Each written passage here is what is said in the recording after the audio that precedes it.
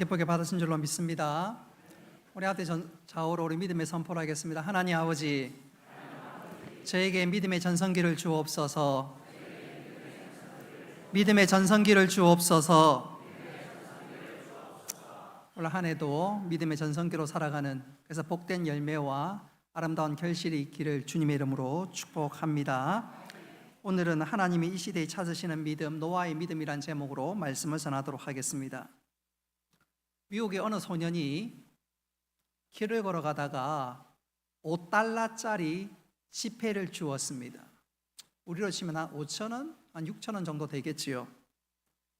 생각지도 않았던 돈을 땅에서 주니까 얼마나 기분이 좋았던지, 이후로부터 그에게 조그만 습관이 하나 생겼는데, 그 습관이 뭘까요? 길을 걸어갈 때마다 땅바닥 쳐다보는 것입니다. 그래서 이 소년이 나중에 장성하기까지 땅바닥에서, 길거리에서 어떤 것을 얼마나 주었는지 조사했더니 단추를 일평생 동안 29,519개,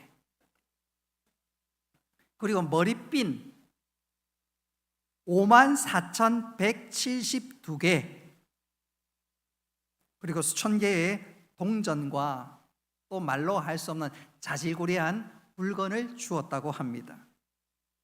그렇게 땅으로부터 길바닥으로 많은 것을 줍다 보니까 정작 중요한 푸른 하늘을 쳐다보지 못했고, 내 주위에 피어나는 아름다운 꽃과 자연 환경을 바라보지 못했습니다.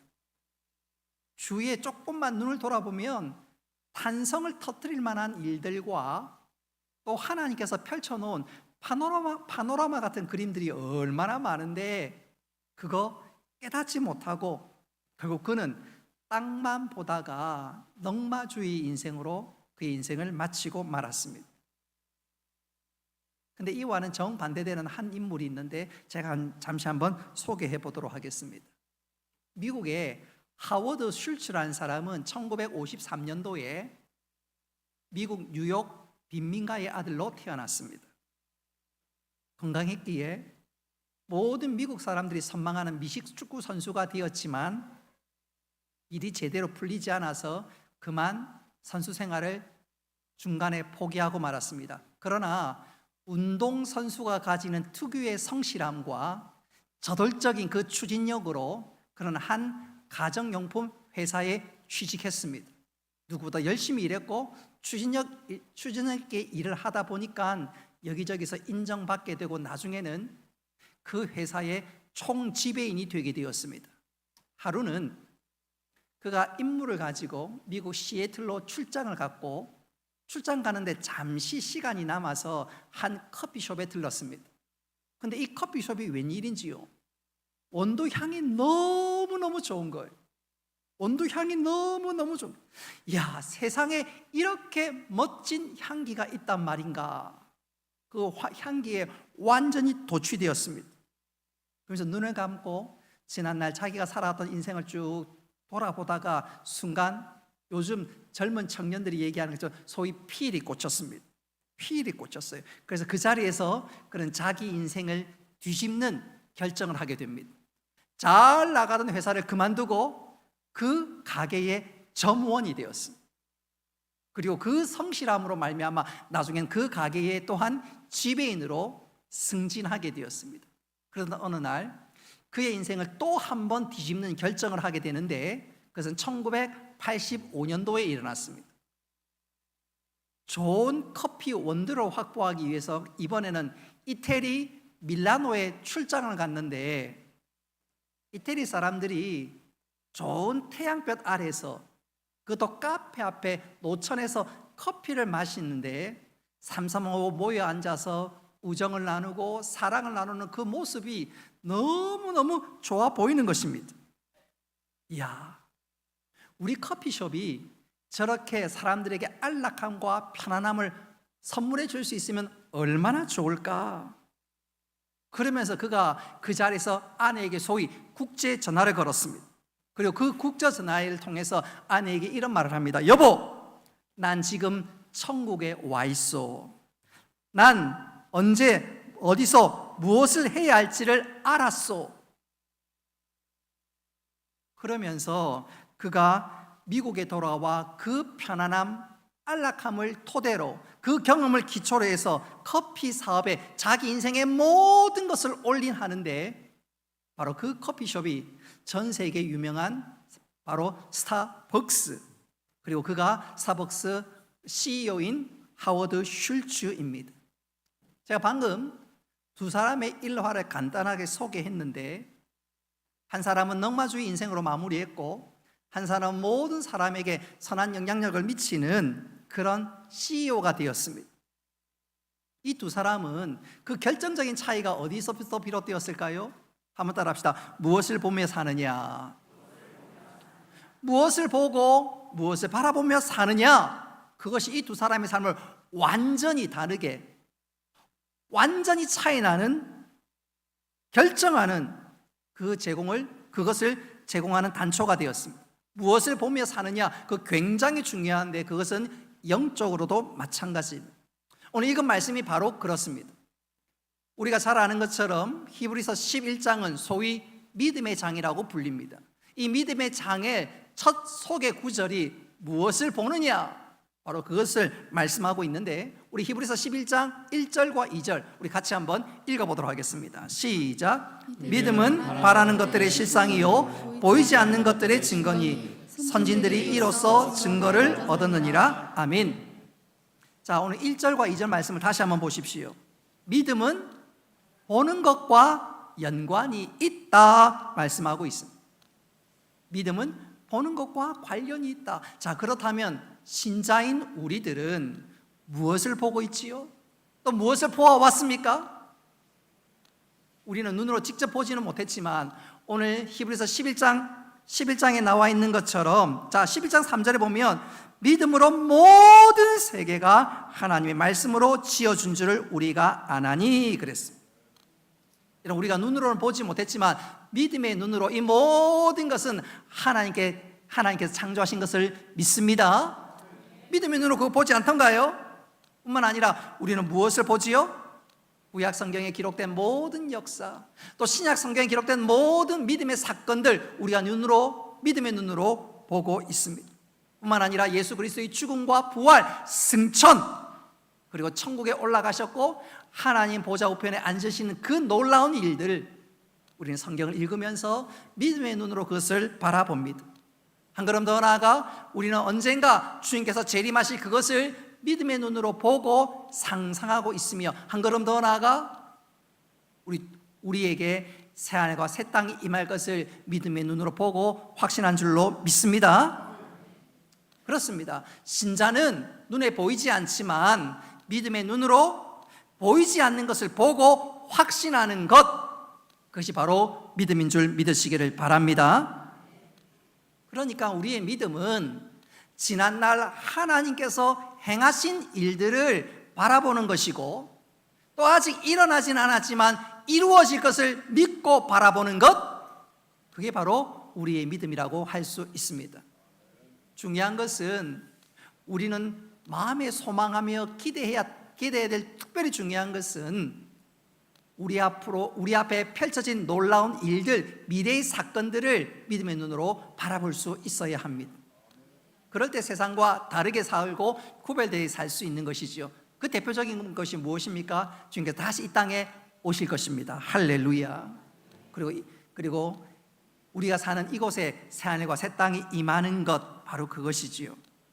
그래서 어떤 면에서 우리가 품고 있는 믿음은 어떤 면에서 과거는 물론이거니와 미래에 일어날 일들, 특별히 미래의 사건들에 집중되어 있다는 것을 우리는 결코 잊지 말아야 되겠습니다. 그러나 불신자들은 이 사실을 죽었다 깨어나도 모르고, 그러니까 불신자들은 미래에 대한 소망은 없고 늘 과거에 매여 살 수밖에 없습니다. 특별히 나이가 들면 들수록 더 과거에 매여 살 수밖에 없습니다. 미래에 대한 소망과 미래에 대한 확신이 없으니 말입니다. 혹시 여러분 영화를 좋아하시는 분들 가운데 멕시코 영화 가운데 파밀리아라는 영화가 있습니다. 이 영화 내용을 쭉 살펴보면 이 영화 중에 아버지가 아들에게, 자녀들에게 이런 대사를 읊조리는 장면을 보게 되는데 한번 잘 들어보십시오. 내 나이가 이제 65세야. 현재를 살고 싶어도 늘 나를 과거로 돌려보내지. 무슨 말입니까? 나이가 들면 나이가 들수록 과거에 매여 산다는 말입니다. 과거를 먹고 산다는 말입니다. 그러나 믿음은 이와는 정반대입니다.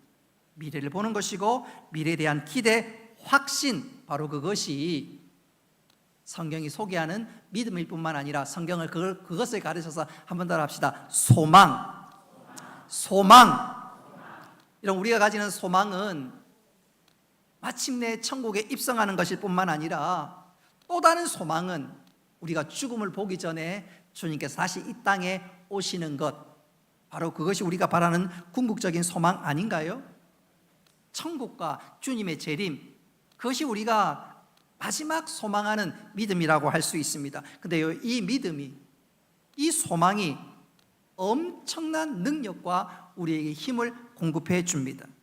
그도 그럴 것이 우리가 아무리 힘들고 어렵게 살아도 오늘을 이기는 힘이 바로 이곳에서부터, 바로 여기로부터 비롯되기 때문인 줄 믿으시기를 바랍니다. 세상 사람들은 우리 보고 바보다, 어리석다라고 얘기하는지는 몰라도 마지막 종국에는 우리가 이길 뿐만 아니라 그 믿음 때문에 오늘 이 세상을 우리가 믿음으로 승리하며 또 그 믿음으로 모든 것을 극복하며 살아가는 것 아닌가요? 노아가 그랬습니다. 노아가 바로 그런 믿음이 있었기에 어렵고 험난한 세월을 살았지만 그는 그 믿음으로 승리할 수 있게 된 줄 믿으시기를 바랍니다. 그리고 그 믿음 때문에 노아가 히브리서 11장에 소개된 그대로 믿음의 전당에 입성할 수 있었습니다. 자, 그렇다면 노아의 믿음은 어떤 믿음이었기에 하나의 마음을 시원케 했을 뿐만 아니라 세상을 이기고 오늘 성경이 소개한 대로 그는 믿음의 전당에 입성할 수 있었을까요? 오늘 이 시간 저는 세 가지로 노아의 믿음을 소개하면서 이 노아의 믿음이 우리의 믿음 될 수 있기를 주님의 이름으로 축복합니다. 노아의 믿음의 첫 번째는 한번 따라 합시다. 아직 보이지 않는 일에 그 경고를 받아들이는 믿음이 있었습니다. 조금 말이 어려울 수가 있는데 이 말을 쉽게 얘기하자면 내 머리로는 이해가 안 되고 내 경험으로는 도무지 받아들일 수 없는 일이지만 하나님이 말씀하셨기 때문에 또 하나님의 말씀은 결코 땅에 떨어지지 않기 때문에 그 말씀을 그대로 받아들였다는 것입니다. 사실 이 믿음을 갖는 것은 쉽지 않았습니다. 그도 그럴 것이 노아 시대 때 이런 믿음을 가지고 있는 사람을 도무지 찾아볼 수가 없었습니다. 사람들이 소위 유유상종이라 그러고 끼리끼리 그런 말을 하고 듣고 나지 않습니까? 근데 노아는 자신의 믿음을 가지고 이야기하고 대화할 사람이 아무도 없는 거예요. 하나님 말만 하면 사람들이 외면하고 하나님에 관한 이야기를 하면 사람들이 관심을 꺼버립니다. 아무도 하나님과 하나님의 말씀에 대해서 귀 기울인 사람이 아무도 없습니다. 믿음의 사람이라고는 도무지 찾아볼 수가 없었습니다. 이 사실을 누가복음 17장은 이렇게 얘기합니다. 우리 누가복음 17장 27절 말씀 같이 한번 읽어보겠습니다. 시작. 노아가 방주에 들어가던 날까지 사람들이 먹고 마시고 장가들고 시집가더니 홍수가 나서 그들을 다 멸망시켰으며. 아멘. 자, 오늘 읽은 말씀에 보면 노아 시대 사람들이 먹고 마시고 시집가고 장가간다. 이게 뭐가 잘못입니까? 근데 그들은 이렇게 하다가 망했다고 말씀합니다. 이게 무슨 말이냐면 당시 사람들은 영적인 것에 도무지 무관심하고 하나님을 떠나 자기 마음대로 살았다는 말입니다. 노아가 하나님에 관한 말이나 하나님 말씀에 관한 이야기를 하면 아 시끄러워, 듣기 싫어, 나 관심 없어. 하나님 대해서 듣기 싫어하고 하나님 대해서 무관심하고 하나님 없이 사니까 사람들이 자기 마음대로 사는 거예요. 마음대로 사는 거예요. 그러니까 노아 시대 때 사람들이 죄가 번영하고 관영하고 도덕과 윤리가 완전히 무너져 버렸습니다. 창세기 6장 5절 말씀 우리 같이 한번 읽어보겠습니다. 시작. 여호와께서 사람의 죄악이 세상에 가득함과 그의 마음으로 생각하는 모든 계획이 항상 악할 뿐임을 보시고. 아멘. 뿐만 아니라 창세기 6장 11절과 12절 말씀 같이 한번 읽어보겠습니다. 시작. 그때에 땅이 하나님 앞에 부패하여 포악함이 땅에 가득한지라 하나님이 보신즉 땅이 부패하였으니 이는 땅에서 모든 혈육 있는 자의 행위가 부패함이었더라. 아멘. 노아 시대 때는 믿음 있는 사람을 찾아볼 수가 없었습니다. 장가가고 먹고 마시고 그 말은 하나님에 대해서는 도무지 관심 없고 내 마음대로 살겠다는 것입니다. 하나님 두려움도 없고 그러니까 죄가 점점점 땅에 가득했고 그리고 부패했습니다. 하나님께서 이런 세상을 보시고 하나님의 뜻, 하나님의 계획은 가히 충격적이었습니다. 우리 13절 말씀 창세기 6장 13절인데 우리 같이 한번 읽어봅시다. 시작. 하나님이 노아에게 이르시되 모든 혈육 있는 자의 포악함이 땅에 가득함으로 그 끝날이 내 앞에 이르렀으니 내가 그들을 땅과 함께 멸하리라. 아멘. 하나님께서 뭐라고 말씀하십니까? 내가 멸하리라. 홍수로 물로 심판하겠다. 그리고 노아에게 말씀하시기를 그리고 내가 너를 통해서 네 가족을 통해서 새로운 역사를 펼쳐 나가시겠다 말씀하셨습니다. 정리하자면 노아 시대 때 하나님으로 사람으로 사는 것 너무너무 힘들었습니다. 사람들이 악이 관영한 그런 세상 속에서 자기가 악한 줄도 모르고 살아갑니다. 노아는 그런 세상 풍조에 휩쓸리지 아니했습니다. 모든 사람들이 죄를 당연한 것으로 여기고 죄를 먹고 마시는데 그러면서 이러면서 나는 별 탈이 없는데 별 문제가 없는데 노아는 그런 시대를 보면서 죄를 끔찍히 싫어했고 그는 구별되이 살았습니다. 이런 노아가 그렇게 살 수 있었던 비결이 뭘까요? 그는 늘 하나님을 의식했고 또 하나님이 나를 지켜보는데 그래서 그는 하나님 눈에 보이지 아니했지만 하나님 살아계심을 믿었습니다. 할렐루야. 뿐만 아니라 그 하나님의 약속을 붙잡고 마치 본 것처럼 하나님의 말씀에 순종했습니다. 그래서 세상에 동화되지 않았고 하나님의 사람, 믿음의 사람으로 살 수 있었습니다. 그런 측면에서 여러분들에게 한번 여쭤보고 싶습니다. 여러분, 우리가 하나님이 눈에 보이지는 않지만 하나님이 살아계심을 믿고 살아가십니까? 또 하나님의 약속의 말씀은 결코 땅에 떨어지지 않고 그 말씀대로 살 때 하나님 책임지시고 은혜 베풀어 주신 것을 믿고 살아가십니까? 하나님께서 이 시대에 우리에게 요구하는 믿음이 바로 이런 믿음인 줄 믿으시기를 바랍니다.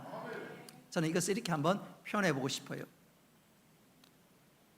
중고등부 학생들에게 제일 가고 싶은 놀이동산이 어디냐 물어보면 대부분 다 10중 8구는 에버랜드 그렇게 얘기합니다. 제 기억에는 이 에버랜드 전신이 용인 자연농원이었거든요. 혹시 아십니까? 저는 그래서 저도 모르게 용인 자연농원 이런 그런 말이 나올 때가 더 많아요. 중학교 수학여행도 에버랜드 가지 않고 용인 자연농원 갔으니 말입니다. 대한민국에는 에버랜드가 있다면 미국에는 그에 견주어 디즈니랜드가 있지요. 이 디즈니랜드가 누가 고안했냐면 월트 디즈니라는 사람이 고안했고 제일 먼저 LA 인근에 디즈니랜드를 세웠습니다. 세우고 보니까 이 월트 디즈니에게 또 다른 욕심이 하나 생겼습니다. 야, 여기 말고 LA는 미국 서부인데 동부 쪽에도 하나 짓자. 그래서 그 플로리다 올랜도에다 제2의 디즈니랜드를 건축을 시작했습니다. 근데 이게 웬일입니까? 플로리다 올랜도에 디즈니랜드가 1971년도에 개장이 되었지만 이 월트 디즈니는 그로부터 약 5년 전에 이미 세상을 떠났습니다. 올랜도 디즈니랜드가 개장이 될 때 지역사회의 많은 사람들과 시장도 와서 소위 축하 연설을 하고 새로운 세레머니가 시작되었습니다. 의식이 시작되었습니다. 그때 한 사회 보는 한 사람이 시작되는 그 오프닝에서 이런 말을 합니다. 이 좋은 날, 이 모든 것을 설계하고 계획했던 월트 디즈니가 없으니 참으로 안타까운 일이 아닐 수 없습니다. 그러면서 사회를 이어나갔습니다. 그리고 얼마 있지 않아서 월트 디즈니의 아내가 이어서 연설을 하게 되는데, 월트 디즈니의 아내가 이런 얘기합니다. 아닙니다. 아니에요. 제 남편은 이것을 보지 못한 것이 아닙니다. 제 남편은 이미 머릿속에, 생각 속에 이 모든 것을 구상했고 그는 미리 보고 있었습니다. 그가 본 것이, 그가 머리에 구상한 것이 다만 지금 이 자리에 이루어졌을 뿐입니다. 월트 디즈니의 아내는 자기 남편이 이미 보았다는 거예요. 보이지 않는 것이지만 그의 머릿속에는 이미 보았다는 거예요. 그리고 그것을 보면서 날마다 설레이는 가슴으로 디즈니랜드를 하나씩 건축해 나갔다는 것입니다. 사랑하는 성도 여러분, 우리 믿음의 사람에게도 영적으로 이런 믿음이 있어야 될 줄 믿으시기를 바랍니다. 노아는 보이지 않았지만 하나님을 신뢰했고 하나님을 믿었기에 보이지 않는 것을 눈으로 이미 보았고, 그래서 하나님의 사람으로 살아갈 수 있었던 것입니다. 말하는 것은 오늘 노아 보십시오. 보이지 않는 것을 볼 줄 아는 믿음의 눈이 있었고 그 눈 때문에 믿음의 사람으로 살아갔는데, 우리 역시 마찬가지입니다. 우리 역시 보이지 않아도 믿음의 확신을 가지고 믿음의 블루프린트를 그려가면서 믿음의 사람으로 살아가는 우리 모두가 되시기를 주님의 이름으로 축복합니다. 두 번째로 노아의 믿음의 특징은 과연 무엇이었을까요? 한번 따라합시다. 하나님을 경외하는 믿음이었습니다. 자, 오늘 7절 중반전에 보니까 이런 말씀이 소개됩니다. 경외함으로 방주를 준비하여 그 집을 구원하였으니 그랬습니다. 그렇습니다. 노아는 하나님을 경외하는 믿음이 있었습니다. 여러분, 이 경외함이란 어떤 뜻을 담고 있을까요? 그것은 바로 하나님을 사랑하면서 동시에 하나님 향한 두려움을 갖고 있는 것, 바로 그게 경외함입니다. 하나님 향한 거룩한 두려움을 갖는 것, 그러면서 또 하나님을 사랑하는 것, 바로 그것이 경외함입니다. 노아는 이렇게 하나님을 경외하니까 이것이 노아에게 어떻게 나타나냐면, 하나님을 경외하고 사랑하니까 하나님의 말씀을 그대로 받아들였고 또 그 말씀을 그대로 순종했습니다. 할렐루야. 연애하는 청춘들은, 특별히 남자 같은 경우에는 사랑하는 연인의 말을요 귀담아 듣습니다. 딴짓 하는 것 같아도 다 듣습니다. 그리고 그 말을 딱 마음에 품고 그 말하는 것을 이루기 위해서 얼마나 노력하는지 몰라요. 그렇지 않습니까? 노아가 바로 그것입니다. 노아가 하나님을 사랑하니까 하나님 하시는 말씀을 잃지 않고 놓치지 않고 그걸 귀담아 듣고 그 말씀을 그대로 순종했는데, 바로 그것이 노아의 믿음이요, 그것이 바로 노아가 하나님을 경외함으로 나타난 믿음인 줄 믿으시기를 바랍니다. 그러니까 노아는 하나님의 말씀을 결코 흘려 들을 수가 없는데, 하나님이 어떤 말씀 하셨습니까? 노아에게, 노아야, 내가 세상을 물로 심판하리라. 하나님 경고하신 그 말씀을 노아는 흘려 보내지 않았습니다. 두렵고 떨리는 마음으로 그 말씀을 가슴에 새기고 또 그 말씀에 대해서 그가 그 말씀을 그대로 순종하게 됩니다. 그 말씀을 붙들고 하나님 명령하시는 것을 순종하게 됩니다. 반면 노아 시대 타락했던 사람들은 어땠는가요? 하나님에 대해서도 또 하나님께서 노아를 통해서 주시는 경고의 말씀을 다 무시해버렸습니다. 하나님을 비난하고 노아를 향해 비웃었습니다. 그들이 왜 그랬을까요? 하나님에 대한 경외심이 전혀 없었습니다.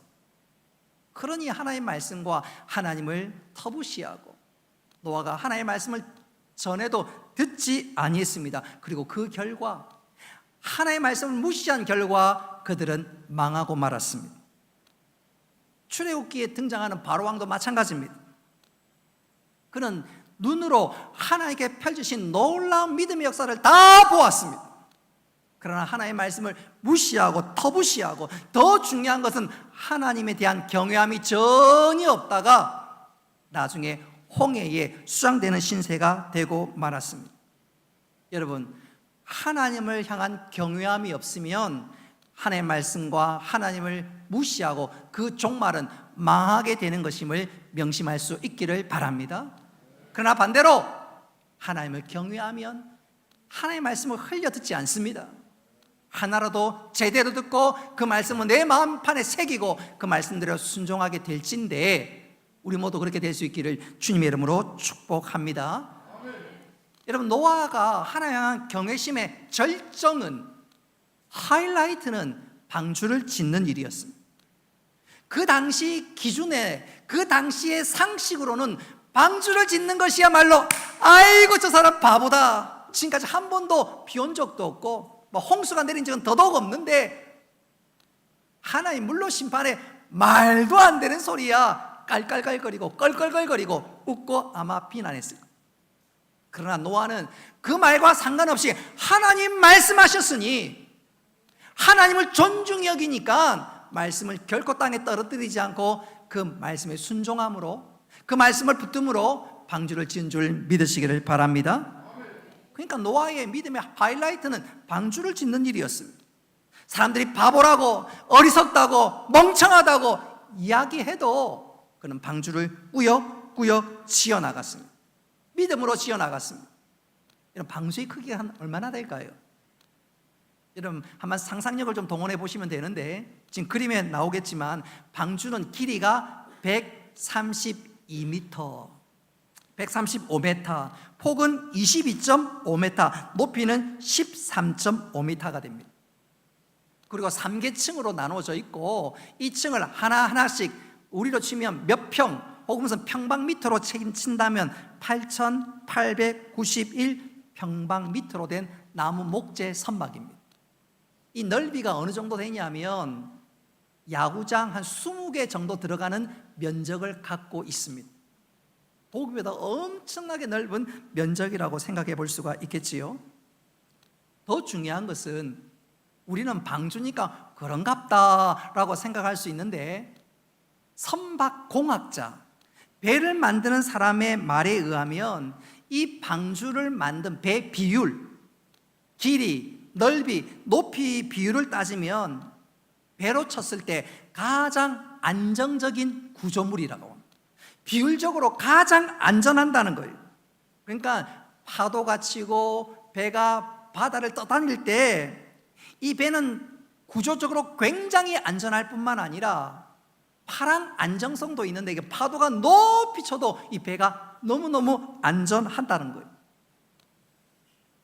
예수 믿는 사람들 가운데 이게 궁금해가지고 한국해양연구원 해양시스템안전연구소 신우회에서 이 방주의 크기를 5분의 1로 실측해서 실험 제작을 했는데, 실험 결과 놀라지 마십시오. 방주는 43m, 별로 놀라지도 않는데 43m의 파고가 일어도 뒤집히지 않았답니다. 여러분, 43m, 여러분 힐스테이트의 아파트 한 43m 생각하면요 한 10층짜리 이상 되는 거예요. 그런 엄청난 파도가 덮쳐도 배가 안전했다는 것입니다. 이것은 심지어 미국 선박 안전 기준치의 13배가 넘도록 안전하다는 것. 이것은요 하나님께서 말씀하신 그 말씀의 능력과 지혜가 얼마나 대단한지 그걸 보여주는 것입니다. 힐스테이트 10층, 한 11, 2층 되는 그런 파도가 와도 배가 안전했다는데, 여러분 놀라지도 않네요. 놀라지도 않아. 이야, 우리 성도들 믿음 좋습니다. 43m, 지금 우리 본당에 한 몇 배가 되는 파도가 와도요, 파도가 와도 배가 안전하다는 것입니다. 근데 중요한 것은 노아는 그 배를 어디다 지었을까요? 산 꼭대기에다가 지었습니다. 이것은 하나님 향한 믿음 동시에 온 세상을 향한 외침이기도 합니다. 여러분들이여 조금 있으면 하나님께서 심판하실 것입니다. 얼른 회개하고 돌아오시오. 그러나 아무도 듣지 않았습니다. 지금까지 그런 적도 없었고 앞으로 그런 일도 없을 것이야. 하나님을 경외하지 아니하니까 하나님의 말씀을 무시했고, 그러다 결국 그들은 망하고 말았습니다. 반면 노아는 그 일을 꾸역꾸역 계속했습니다.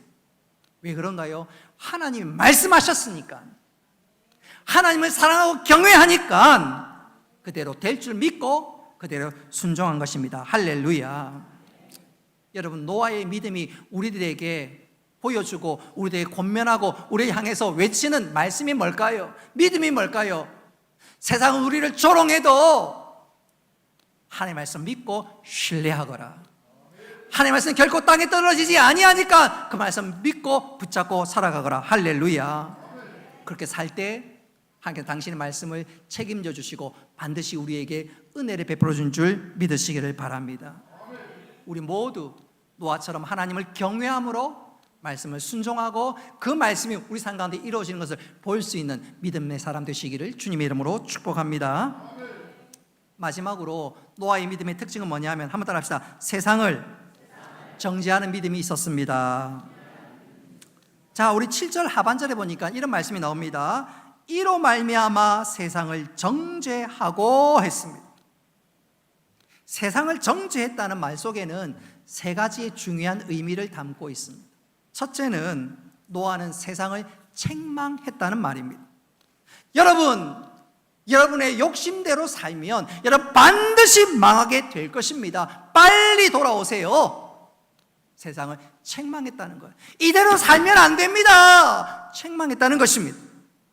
뿐만 아니라 노아가 세상을 정죄했다는 말은 노아는 세상과 어울리지 않았다는 말입니다. 세상의 방식대로 살지 않았다는 것입니다. 똑같이 부패하고 똑같이 죄짓고 세상과 똑같은 모습으로 살지 아니했다는 말입니다. 마지막으로 중요한 것은 노아가 세상을 정죄했다는 말은 끊임없이 하나님 앞으로 돌아오세요. 여러분 망합니다. 돌아오세요. 돌아오세요. 돌아오세요. 바로 그것을 외쳤다는 것입니다.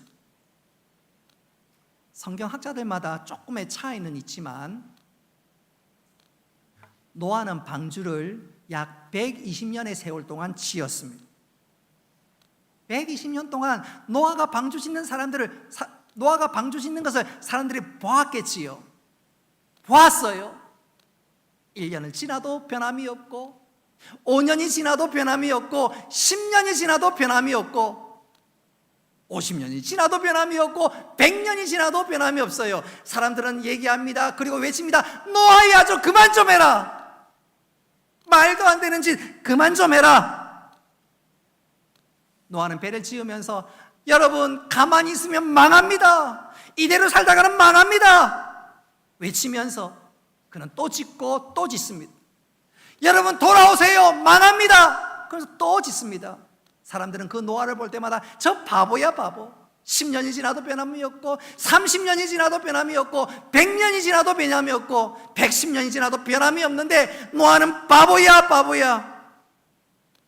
여러분 무려 120년 동안 사람들이 노아의 말을 듣지 않고 오늘날로 표현하면 예수 믿는 사람이 아무도 없는 것도 놀랍지만 더 놀라운 것은 그렇게 열매가 없음에도 불구하고 노아는 120년 동안 방주를 짓고 전도했던 이 사실이 더 놀라운 줄 믿으시기를 바랍니다.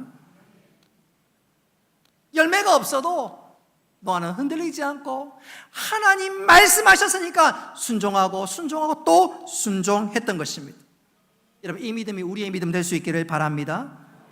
우리가 그 사실을 안다면 지금 당장 열매가 없어도 포기하지 않고 하나님께서 기대하시는 그 일들을 감당해 나가는 것입니다. 우리 가운데 짝 믿은 가정 있지요. 10년이 지나도 20년이 지나도 30년이 지나도 도무지 남편의 변화가 없어요. 그럴 때 에라 모르겠다 포기해서는 안 됩니다. 그럼 노아는 보십시오. 포기하지 않고 하나님을 경외함으로 하나님의 말씀이 땅에 떨어지지 않는 것 믿고 그대로 순종했고 그 순종함이 그를 믿음의 사람으로 만들었습니다. 할렐루야. 포기하지 않고 끝까지 순종하는 것, 끝까지 전도하는 것. 저는 이것을 이렇게 강조하면서 설교를 마무리할까 합니다. 교회들마다 소위 총동원 전도주의를 행하는 교회들이 많이 있는데, 그때마다 교회마다 조금 다르긴 하지만 소위 전도를 격려하는 동영상을 보여줄 때가 있는데, 그때 등장하는 사람 중에 하나가 프랭크 제너라는 사람입니다. 이 프랭크 제너는 호주 사람입니다. 이 프랭크 제너는 젊은 날 방탕하게 살았고 도박으로 모든 것을 거의 다 탕진해버렸던 사람입니다. 그러던 어느 날 그가 복음을 들었습니다. 예수님을 만났습니다.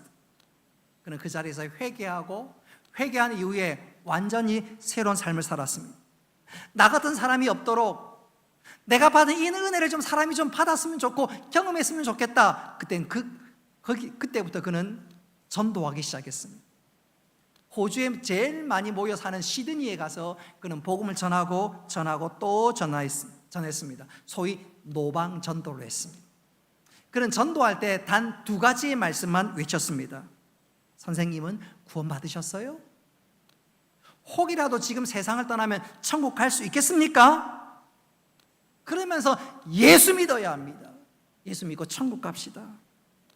무려 40년을 매일같이 전도했지만 그는 그 전도를 통해서 어떤 결실도 어떤 열매도 보지 못했습니다. 그러던 어느 순간 낙심이 되는 거예요. 분명히 전도했는데, 그도 열심히 전도했는데, 무려 40년 동안 계속해서 전도했는데 내 앞에 당장 열매가 없으니까, 나를 통해서 예수 믿는 사람이 없으니까 얼마나 낙심이 되는지요. 거기에 더해서 몸에 질병이 찾아왔는데 파킨슨 병입니다. 파킨슨 병이 뭔지 알지요? 몸을 막 떱니다. 평생 전도자로 살았지만 그 전도자의 결과는 밖으로는 아무런 열매가 없고 안으로는 자기의 몸이 병들어 움직일 수가 없는 거예요. 그리고 그 파킨슨 병으로 서서히 죽어가고 있습니다. 스스로 얼마나 마음이 힘들었을까요? 그런데 그가 호주에 살고 있는데 저 호주로부터 멀리 떨어진 영국에서 놀라운 일이 일어났습니다. 이 프랭크 제너가 죽기 2주 전에 놀라운 일이 일어났습니다. 영국에서 목사님 한 사람이 찾아온 거예요. 프란시스 딕슨이란 목사님이 비행기를 타고 그에게 찾아왔습니다. 거기에는 유아 사연이 있었습니다. 이 프란시스 딕슨 목사님께서 예배를 마치고 한 성도로 하여금 간증을 하게 했는데, 그분이 간증 중에 이런 얘기하는 거예요. 저는 옛날 저 호주 시드니에서 어느 노신사에게 전도를 받았고, 그리고 그 전도지를 받고 예수님을 믿게 되었습니다. 자기가 어떻게 예수 믿게 되었는지 간증을 합니다. 그 프란시스 딕슨 목사님이 2주 후에 우리로 친다면 다른 교회 헌신 예배를 했는데, 그 헌신 예배를 통해서 또 다른 간증을 듣는데 그와 똑같은 얘기를 하는 거예요. 저도 시드니에서 한 노신사로부터 전도지를 받고 예수 믿었습니다. 그것도 영국의 또 다른 교회 갔는데 그와 똑같은 얘기를 하는 거예요. 이 프란시스 딕슨 목사님이 호기심이 많은 목사님이었던 것 같아요. 도대체 그 노신사가 누굴까 궁금해 미칠 지경입니다. 미칠 지경이에요. 그래서 호주로 날아갔고, 호주에서 이 사람 저 사람 수소문해서 그 주인공이 누구지요? 프랭크 제너라는 사실을 알게 되었고, 그 프랭크 제너가 머물고 있는 병원에 도착하게 되었습니다. 가보니까 이 프랭크 제너는 70대 중후반으로 서서히 죽어가고 있습니다. 바로 이때 딕슨 목사님께서 프랭크 제너의 손을 붙잡고 이렇게 격려합니다. 제너, 당신이 얼마나 많은 생명을 살렸는지 아시는가요? 당신을 통해서 얼마나 많은 사람들이 구원받았는지 아십니까? 프랭크 제너를 격려했습니다. 사랑하는 성도 여러분, 프랭크 제너의 전도의 열심은 결코 헛된 것이 아니었습니다. 나중에 이 딕슨 목사님이 무려 3년 동안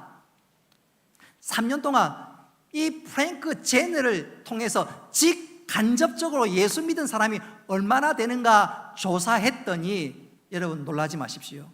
이 프랭크 제너를 통해서 직간접적으로 예수 믿은 사람이 14만 6천 명입니다.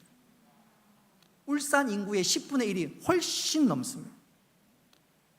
이런 프랭크 제너는 그야말로 영적인 노아였습니다. 당장 내 손에 열매가 없는데, 당장 내 손에 결실이 없는데 그는 끝까지 복음을 전했습니다. 왜요? 그는 하나님을 경외했고 하나님을 믿었기 때문인 것이지요. 여러분, 오늘 노아의 믿음이 우리에게 주는 중요한 도전이 무엇일까요? 네가 하나님을 경외하고 사랑하느냐? 그렇다면 하나님의 말씀을 소중히 여기고 그 말씀을 실천할 수 있어야 된다. 사는 성도 여러분, 혹시 전도하다가 낙심하셨습니까? 주의 일을 하다가 결실이 없어서 지금 혹시라도 좌절하고 낙심 중에 있습니까? 그러면 걱정하지 마십시오. 하나님의 말씀이 결코 땅에 떨어지지 않고 반드시 열매와 은혜로 나타나는 줄 믿으시기를 바랍니다. 말씀을 맺도록 하겠습니다. 하나님은 이 시대에 노아 같은 노아의 믿음을 가지고 있는 사람을 찾으십니다. 노아 시대는 종말의 때지요. 여러분, 이 종말의 때야말로 우리 시대도 종말의 때 아닙니까? 마지막 때 아닌가요? 여러분, 이 시대야말로 우리는 노아 같은 믿음을 가질 수 있어야 되겠습니다. 여러분, 노아의 믿음 어떤 믿음이었습니까? 하나님을 경외하는 믿음이었고, 또 그 믿음을 기초로 눈에 보이지는 않지만 그 믿음을 그대로 순종하고 그 믿음을 붙잡는 하나님의 사람이었습니다. 그리고 그 믿음으로 세상을 정죄했을 뿐만 아니라 그 믿음을 가지고 세상에 주님 앞으로 돌아오라 외치고 또 외쳤습니다. 우리 모두 이 노아 같은 믿음을 통해서 세상에 복음을 증가할 뿐만 아니라 하나님의 높이고 하나님의 마음을 시원케 하는 믿음의 사람으로 살아가는 우리 모두가 될 수 있기를 주님의 이름으로 축복합니다.